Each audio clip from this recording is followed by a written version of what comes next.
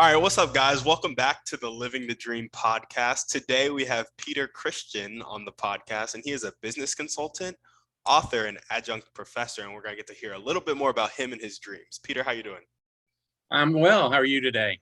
Doing well, doing well. Thanks for asking. So we like to jump right in. And if you could start by telling us a little bit about yourself and some of the stuff you like to do for fun. Okay. Well, I'm supposed to be retired, but a lot of people say that I am busier than most of the people they know who are working full time. So I guess that's a good thing. That means I'm not getting lazy in my old age. What do I like to do for fun? Since I retired, we've taken up kayaking, which is pretty cool. So getting to do that quite a bit. I am writing, which I had done in business, but more in the technical sense with reports and all that stuff. Now I'm writing more to spread information and get my opinions out and to share information with people. So that's a lot of fun. As you mentioned, I'm an adjunct professor, so I'm teaching a project management course to people who want to become project managers or who are and want to learn more about the profession and tools and how to better manage projects. I'm doing speaking like we're doing tonight, so I'm staying pretty busy, having a good time. Yeah, I love it. And so I know you kind of hit on a lot of different things you do for work there, but tell us a little bit more about your past as a consultant. Okay. It was mostly in the operational area. So things like supply chain, facilities, planning and design, productivity, cost reduction. It was a lot of what I had done when I worked for companies. And when I got into the consulting arena, it seemed like a natural for me to be doing that with other companies and to help them along. So I spent a lot of time doing that. The company that I helped to found, we did that along with information systems, which was not really my big thing, but I certainly had to know about it because that plays a large part in businesses today. So how they functioned and how to best utilize them in regards to the work that I was involved in. And we were also involved in project management and business management with companies. So got to deal with a lot of different folks at a lot of different levels, all trying to help them to be more successful in what they were doing. Yeah, absolutely. I love that. And tell us a bit more about your books. Okay, well, I've written and published two books. The first one is called What About the Vermin Problem? And that name came because I thought that would be pretty catchy. But people would probably be interested in just finding out what that's all about. And I still get questions where they say, so are you talking about extermination and exterminators? And I say, not really so much. It was one of the instances that I ran across in my consulting career. And that's really what the genesis of the book was. I collected these different stories, happenstances that occurred through my consulting and said to colleagues, someday this should be in a book. Well, when I retired, I said, well, now's the day. If you're going to write it, you might as well write it now. So I did. I took the collection of stories that I had and developed a book that really, again, is to try to help people in business, to point out how there's a very fine line between success and non-success. And it depends on the attitude you have, the decisions you make, how what actions or non-actions occur or are you allowed to occur. And it was really about that. So I wrote the stuff first and then tried to figure out how to put it all together with the help of some folks and kind of boiled it down into three sections: the good, the bad, and the ugly. And not so much because in those sections, all the good things would necessarily be good. They were in the stories that I told, but they could equally have been bad happenstances for organizations if they took the wrong turn. And similarly with ugly and bad. They didn't have to be ugly. They could have been good. It was all the choices that people made. While I was working on that book, the person I was working with to help me get it organized said, nobody ever writes just one book. And I was like, well, I hadn't really thought about doing the second or anything, but she convinced me to do it. So I thought about what has influenced me in my life. Who are the people? What are the experiences? What are the actions, both on a positive and a negative sense, that have influenced me and gotten me to where I'm at, got me thinking the way I think, how I act in certain situations, and so forth. So I wrote about that. A lot of it's very personal. I talk about people who certainly had an impact on me. But again, it was to get out to other people that they have people like that in their lives as well. Sometimes we don't think about it or we take it for granted. And it's to get people to think more about what really does influence you? Who does really influence you? On the positive side, certainly, people that you want to emulate and be like, and on the negative side, where you go, oh, I would never want to do that or be like that kind of person. So it kind of plays back into the first book because however we're shaped is how we make decisions. And again, they have consequences to them. They could be good, bad, or ugly. So the two of them play very well with each other. Yeah, yeah, absolutely. And what was that second book called again? Influences and influencers. Awesome. Yeah, I love that concept. You hear a lot that the five people that you hang around the most is like, that's who you're going to end up like. And I think it's a really important thing to keep conscious. And people that I've talked to, particularly about the second book, go, I have somebody like that, or I know somebody like that, or I've dealt with somebody like that. So we all share common experiences. We might not deal in the same circles and with the same people, but we're not all so different. When we start to share stories with each other, we go, I have experiences just like that too. Yes, you do. And Yeah, here's what you do about it. Here's what I do about it. And we learn from each other. absolutely. Absolutely. And so I guess we can jump into your motivation in life. So what gets you up and keep you going every day? Well, like I said, I didn't want to be one of those lounge lizards who retired and just kind of basked in the sun. I first of all, I started with the writing. Through the writing, and I've stayed in touch with different folks that I worked with or knew about in my business career. I've done some consulting work.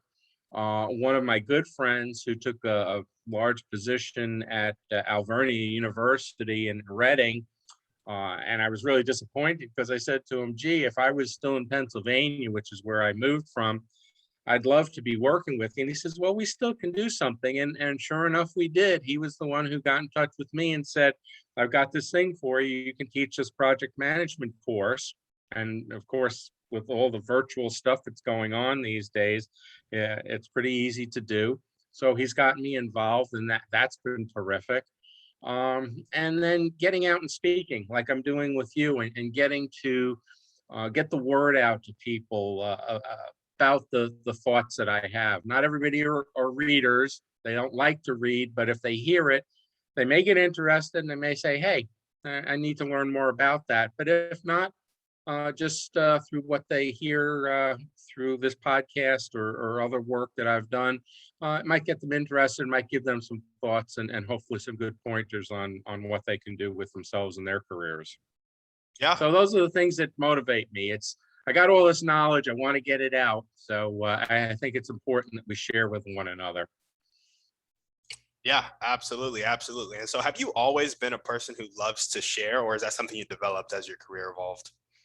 I think I've always loved to share. I've been involved even when I was working. I was involved in nonprofit activities. So I wanted to help people who were less fortunate than me, who just needed a bit of a hand up in order to make their lives a little bit easier. So I think from that standpoint, I always felt that we should give back to our community and to our fellow um, people. I've worked with kids. I was a coach in basketball and baseball. So again, as an athlete, I like to do that. And then I learned stuff that I wanted to share with kids and help them to develop. I love them before they get to that age where they know everything when you're still teaching them. So that was pretty cool, and it's a lot of fun to work with kids when they're still developing. They're very open to learning things, and the more you can teach them, I think the better that they'll do. And maybe they'll be coaches and leaders someday. So I think I've always had that sense of giving back and sharing with other people. Yeah, absolutely. And I think that's a great thing. It's one of the things that keep us fulfilled in life. Mm, And that is an important thing to just get up and get going every day. Money only takes you absolutely. so far. Yep. All right, well, let's jump into my favorite part of the podcast. Okay. So the whole goal is to talk about people's dreams and goals. So what are some of yours? Uh, well, I think to a degree I'm living it right now. When I retired, I wasn't quite sure what I was going to do. Up to that point, I had kind of laid out. I knew at one point when I was growing up that I wanted to go into engineering, and I did that. And I knew I wanted to work for large companies at one point, and I did that. And I wanted to lead a company. I didn't get to lead a large, like in a multi-billion-dollar company, but when I founded my own along with 5 other people, I became the president and I ran that organization for 17 years. So I got to live that dream. I have a great family, a wife and 3 lovely kids. I now have 3 wonderful grandkids. So I guess they're part of the future dream, to see them grow and prosper and do well. And like I said, to help other people. So I think that's where it's at. Exactly what I'm going to do that. Well, I'm doing some of it through the writing and the talking and so forth. But I'm sure there'll be other opportunities that I haven't even thought about or haven't come my way yet.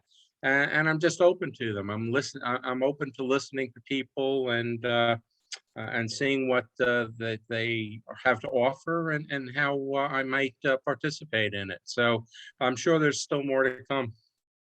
Absolutely. No, I love that. And I love how, a lot of times people's dreams and goals, they'll be like traveling or, like career goals or maybe attaining some skill. But I feel like all of our desires at our root get back to that service to others. And so I like how, you've lived your life and it's like, when it boils down to it, I'm here to help people. Yeah. Yeah, I think that's really what it's all about. We were put on this earth for a reason, and people need help. And if you're not going to provide it, who else is? You can't wait for somebody else to step in. So you do what you need to do. You do your part. And I think if everybody does his or her part, it'd be a much better place. Yeah, yeah, no, absolutely. And so what caused you to take the first step towards let's talk about all the periods of your life where you like really took growth steps. So like starting your company or becoming that engineer or like taking all those out of your comfort zone steps. What kind of Yeah, caused I had never really thought about starting my own company. I always thought about working for a company. But I was dealing with Lehigh University at the time through consulting there. And due to some circumstances that happened, it affected the program I was involved with. Because really at that point, my kids were still growing. And when you run a company, you have a large obligation to your clients, to the people who work for you. And I really didn't want that. I just wanted to be responsible for me, so to speak, at the time. But at that point, when that occurred, where things started to change within the university, I said, now maybe it's the time to step forward and to start an organization. So I did that. And I felt I had a little bit more control over what I was doing. Again, whenever you work for other people, whether it's as an employee or you have clients, you don't have complete control. They have a lot of say over what you do and how you do things. But you have some more. You can decide who you want to work with and who you don't want to work with, what you want to work on, what you don't want to work on. So it was very intriguing to me. And people I had talked to who were counseling me said, pretty much through your career, you've been an internal consultant for the organizations you work for. You should really look at becoming one. And I had thought about it. I mean, I had the opportunity coming out of college to do that. I had an offer from Price Waterhouse. It wasn't Price Waterhouse Coopers at the time, but it was Price Waterhouse to become a consultant. But I didn't think that I knew enough. I didn't have that actual experience that I could go in and tell somebody who was my senior by 25 or 30 years what he or she was doing wrong and how they should do it better. Now I did, because I had worked in industry for about 20 years and I had the experiences and I had the knowledge. So I felt comfortable moving into that role, and it turned out to be great. I mean, consulting can be a pain, but it can also be a wonderful experience. Every day you're working with a different organization, a different company. You get to see lots of different people and lots of different things and have lots of different experiences. And it's really kind of cool. One of the ones I was working for became good friends with the operations manager, and he says, I could never do what you're doing. And I said, what time are you going to knock off tonight? He goes, maybe 8, maybe 9. I said, 6, I'm done. Are you going to be doing budgets tonight? Yeah. Do you have to do personnel evaluations? Yeah. So I don't have any of that stuff to do. He goes, I can see what you're saying. It's like, yeah, it sounds pretty good to me. Maybe I'll consider a career change myself. So you make the best of what you have. And I've really enjoyed it. It's been a terrific experience for me. Yeah. And more to come. Yeah, no, More to come. yeah, I love that. I love that. And I love how you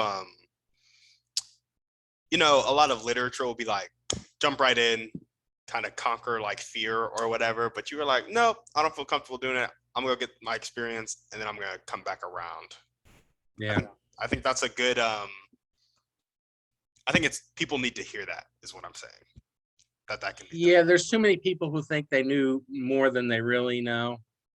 And I try to tell that to students as they're getting ready to graduate, because that's always the biggest concern, that they feel that they have to be experts on stuff. You develop the expertise over time, but you learn forever. And you take those learnings and you put them into what you're doing and how you're doing it. Uh, Even today, I'm still influenced by things I read and people I deal with and so forth. So I'm continuing to learn as I go along. Again, the writing was brand new to me, other than the technical writing, and it's become a joy. I enjoy sitting down and writing and thinking about what I'm going to write about next. And my daughter just sent me something today and said, you should really write about running your own business. I hadn't even really thought about that up to this point, but she's probably right. So I'll probably write about that at some point. Yeah. Yeah, no, for sure. That's awesome. Okay, well, what if there were one or two people that you could meet right now, and since your dreams and goals are Mhm, specifically to help people, um, mhm. who would the people be that you want to help the most right now? Um, I've dealt with some minority businesses, and I feel that they get a lot of short shrift. I feel that people don't give them the due that is necessary, and I've worked with some where they didn't treat it like a real business. They were always looking for a little. We had one fellow who was a minority who wanted to buy our consulting practice to make it a minority consulting business. Well, he was the only minority. The rest of us were not minority. And I'm thinking that's the wrong way to go about it.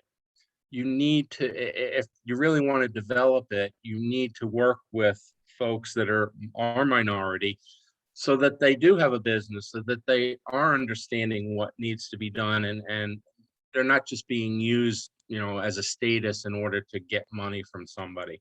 So I'd like to get involved more with that, and to help minority businesses to succeed, because I think that they get a lot of short shrift. I know they're making big inroads, okay, and they're getting better and better, and the people are getting more skilled at things, but I think that they're still taken advantage of to some degree, and I don't like that, okay.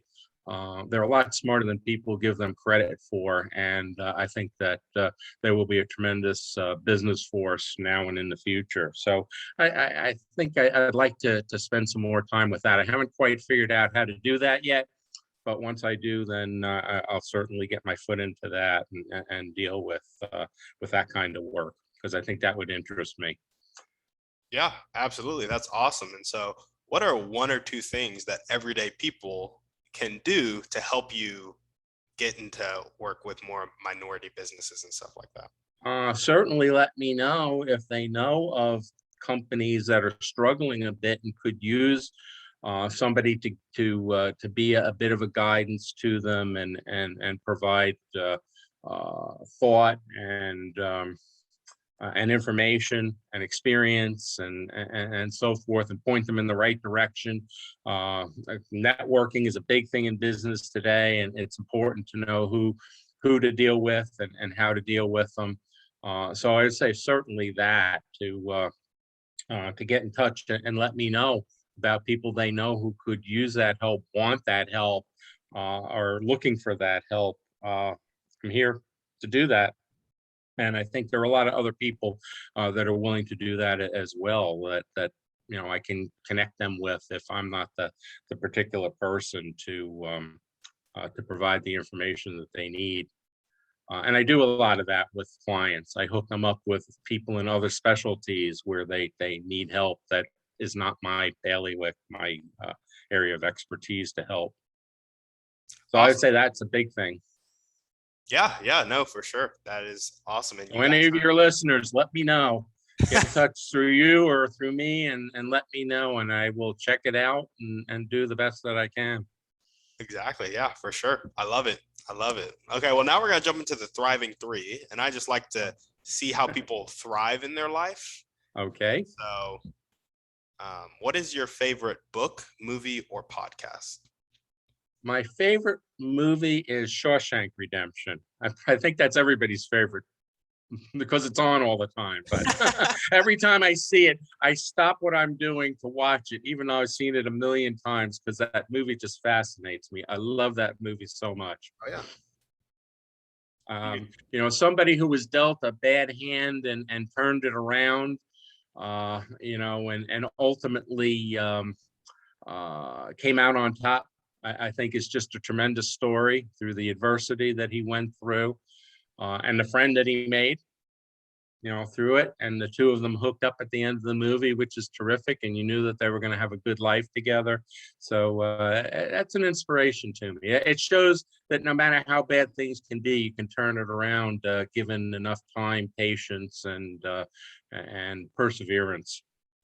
I don't think I've seen Shawshank Redemption. Oh my goodness, you must be the only person in America. It's on every day. You'll find it on a channel somewhere. So just look for it. Yeah, But it's maybe a great movie. Morgan Freeman is one of my favorite actors, and Tim Robbins does a great job. So it's a terrific movie. I won't spoil it. No spoiler alert. So you're going to have to find it on your own and look at it. Awesome. Sounds good. So what's one way you like to care for yourself? Care for myself? I think taking care of myself, making sure that I eat right, that I get exercise, spend certainly time with the family. I think it's important to do that. So there's certainly R&R time in there. It's not the all work and no play type of syndrome. And I think most people should be doing that. Anybody who lives to work, I think, is making a big mistake, because there are so many things in life that you need to experience, and you need that downtime. You need to sometimes just get away from everything and do something completely different and not be thinking about what the problems are and so forth. They'll be there. They'll come back to you in time and so forth. So I would say that a lot of mental mental care to keep the mind sharp and not to get bogged down too much. Yeah, I love it. And so the last question I have for you is, what is one action step you can take right now to start getting around more minority businesses and helping them out? I guess I just need to take the step. I need to find out who some of the key business people are. In the area that I live in, businesses aren't so much, but I live fairly close to the Tampa area, and there certainly are plenty of businesses there. I'm sure there are plenty of minority businesses there. So I just need to talk to more of the business folks and just take that next step. I've been busy. That's not an excuse, but I just need to make the time and start to do it. And Awesome. again, anybody who gets in touch with me, I will certainly respond to them and get back. Don't sit on things. So if people send me information, then I will or want to have a conversation about things, I will certainly be in touch with them and do that. So that's my pledge to anybody who does that. I love it. I love it. Is there anything else you want to chat about before we sign off? I think we've covered quite a bit today. Yeah, Is no, there I think anything so. else you have for me, or we good for now? I think we're good. I think we're We good. covered all your points, right? Yes, sir. Yes, we did. Okay. Well, I Awesome. appreciate it. Yeah, I appreciate the time, and I enjoyed talking with you.